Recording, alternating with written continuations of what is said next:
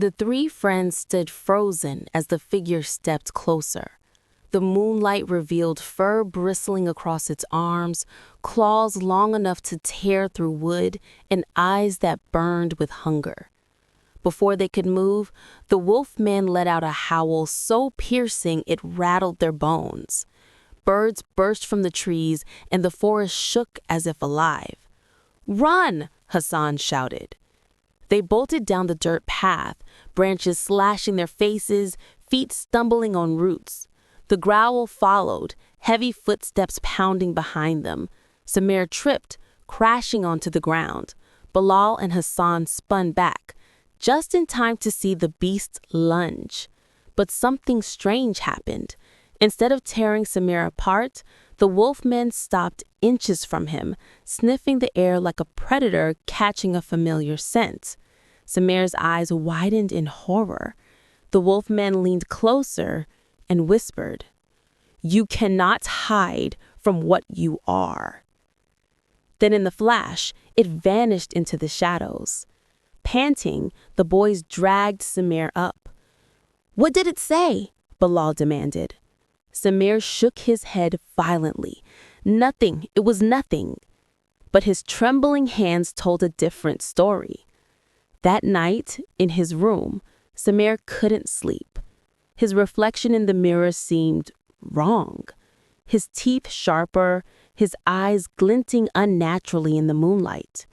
And then, scratches appeared on his window, the same guttural growl rising outside.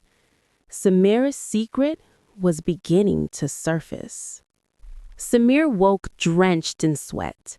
His window was wide open, though he swore he had locked it. The scratching on the wood had left deep marks, marks too wide for a human hand. The next morning, Hassan and Bilal confronted him. "You heard it, didn't you? That thing spoke to you," Hassan pressed. Samir's face was pale. It called me one of them, but that's impossible. I'm not—" He stopped himself. Bilal frowned. "Not what?" Samir whispered, his voice shaking. "My grandfather. He was cursed. The elders said it ran in the blood. I never believed it until last night." Hassan's eyes widened. "Are you saying you're turning into that thing?" Before Samir could answer, a scream echoed from the village. The three ran toward the sound.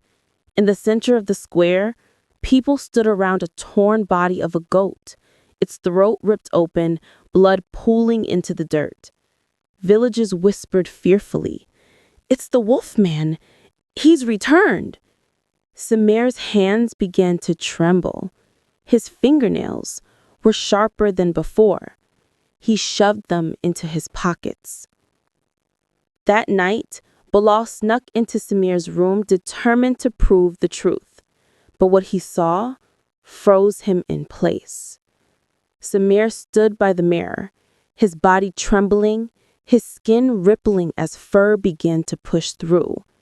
His mouth stretched, teeth lengthening into fangs. His eyes turned crimson. Bilal gasped. The wolfman wasn't hunting Samir. Samir was the wolfman.